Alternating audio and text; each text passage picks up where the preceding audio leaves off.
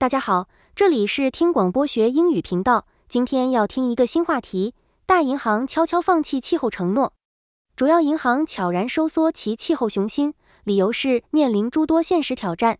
有竞争银行依旧支持化石燃料融资，但缺乏支持性政策环境。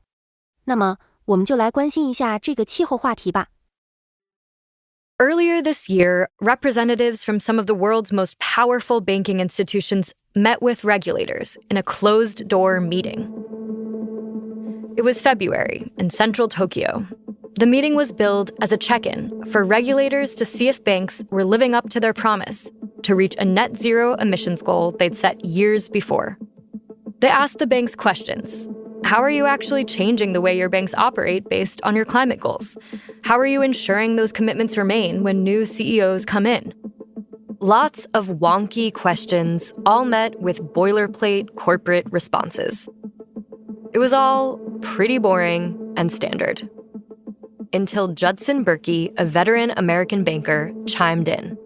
And he said, basically, you regulators are being totally unrealistic. Colleague Alastair Marsh, who covers ESG and climate change. And he told me that Berkey was essentially saying the quiet part out loud, that the banks considered these goals impractical in a world that is already on track to blow through the best-case scenario climate goals. And Berkey isn't alone in his sentiment. Over the past couple of years, the world's biggest banks have been quietly reeling in their climate ambitions. So, what went wrong?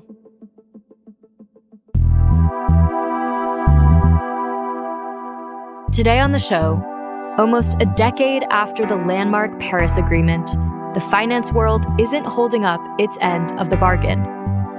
Were those promises just lip service? This is The Big Take from Bloomberg News. I'm Sarah Holder. In 2015, the starting gun on the global race to cut carbon emissions was fired in Paris.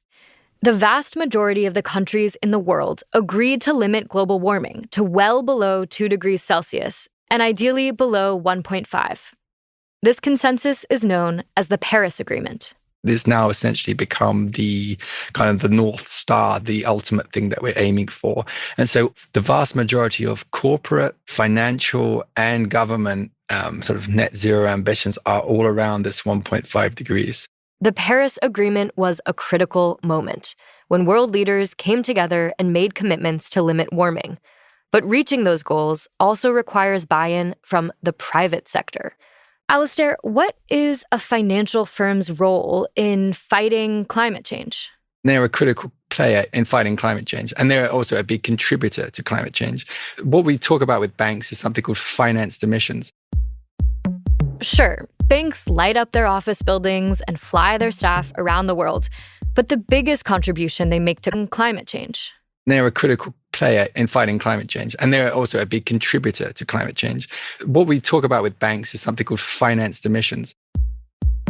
Sure, banks light up their office buildings and fly their staff around the world, but the biggest contribution they make to climate change is through their lending and underwriting. I.e. through their financing activities. When you lend to an ExxonMobil or a Shell, when you finance a new mine or a new pipeline, the emissions that are locked in or enabled by that project, well, those are financed emissions. And that's a big contributor to global warming. And without banks providing that money, those emissions wouldn't necessarily be there. Got it. So if the banks cut off the money spigot, then maybe the oil will stop flowing too. Exactly. The money spigot is often called the money pipeline. You know, there's the oil pipeline, there's the money pipeline. For a long time, climate activists were not really paying attention to the money pipeline and were more focused on the oil pipeline. Think ExxonMobil or Saudi Aramco. But a couple of years ago, major Western banks came under huge pressure when climate consciousness burst onto the financial stage at the COP26 summit in Glasgow. There, the banks responded by saying, okay, let's do it. We will commit to net zero. And it was a huge promise. Yes, because financial firms, and not just banks, with combined assets of 130 trillion were committed to net zero. And essentially, they said that there's enough money here. We have it. We're ready. Let's go. They sent a big signal there. This signal brought a moment of hope in 2021.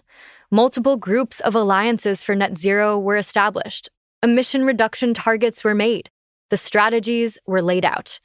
And then the banks went home, rolled up their sleeves, and did the math. Alistair, what did they find? And one way to measure a company's predicted impact on warming is a metric called implied temperature rise. It essentially measures the alignment of a company with a temperature outcome, by which I mean the ambition of Paris is 1.5, as we discussed, and then you can calculate, is company X aligned with 1.5, or is it aligned with 3 degrees, or is it aligned with 6 degrees?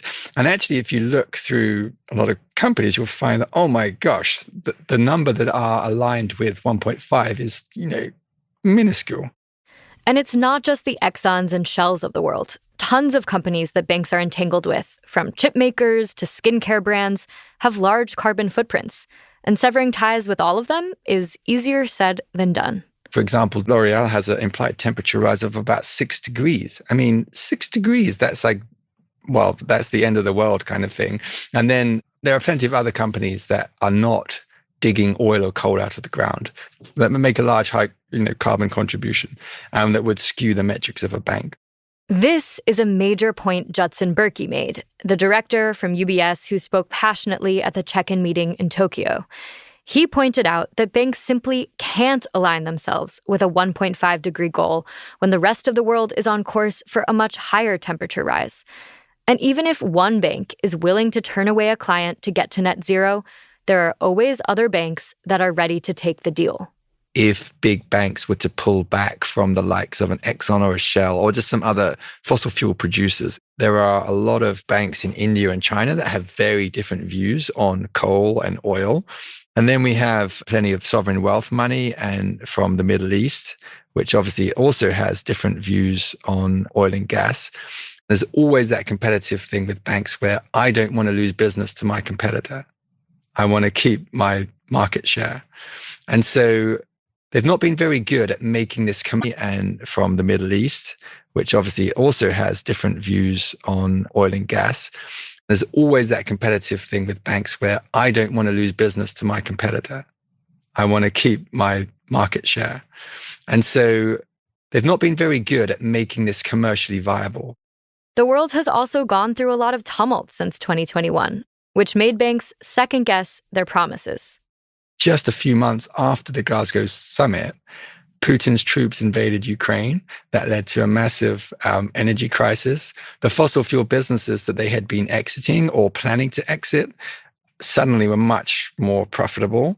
Do you really want to stop lending or stop financing ExxonMobil or Shell when they're making bumper profits?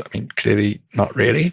And so there's been a real recalibration of what is the role of a bank and how should it operate in this environment?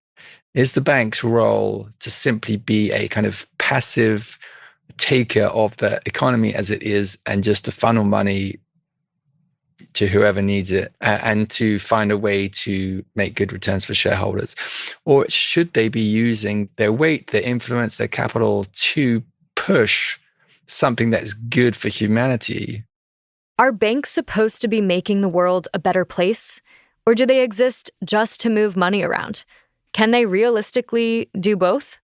It's been almost a decade since the Paris Agreement and 3 years since the COP26 summit, and the world's largest banks have been struggling to meet goals to limit emissions and prevent more harm from climate change. To be clear, no bank has dropped out of their COP26 agreements so far. On paper, everybody says that they remain committed to net zero goals. But my colleague Alistair says banks have been quiet quitting their commitments. There is definitely plenty of signs of walking it back, being more lenient with the types of dirty businesses that you finance. And just think about it. The emissions in the real world have not gone down since banks made these commitments. In fact, they've gone up. And they continue to finance fossil fuel companies. And those dirty clients have not decarbonized hardly at all. In February, around the same time those banks and regulators met in Tokyo to review their climate strategies, a string of financial heavyweights, including JP Morgan Asset Management, Pacific Investment, and State Street Global Advisors, withdrew from Climate Action 100+, the world's largest investor group formed to fight global warming. All of this raises a broader question. How much can we really expect from banks when it comes to curbing the climate crisis? Yeah, I mean, it seems like banks are saying birds fly, fish swim, banks need to make money. We can't help it. It's just in our nature. Is that how you're reading this all? Yeah, bank's going to bank. That's basically what it is. Now, let's be honest, this was never going to be easy. And I think that the statements in Glasgow were naive and they were kind of illusory, really. They gave the impression Marketing. Yeah, there was a lot of marketing, and there was the idea that, hey, we're going to do this, we're going to tackle it. We got this, guys. That wasn't true at all. And that's partly because, banks, they don't control everything. We need governments to do a lot of things too. And we're seeing some of those governments downgrading their own ambitions around climate change. So banks can do a lot, but without the sort of supportive policies, without the regulatory environments, there's only so much banks can do. Still, banks command enormous amounts of capital, meaning they're in some ways uniquely positioned to take this huge, expensive task on. Well, the energy transition, the sort of price tag is like $100 trillion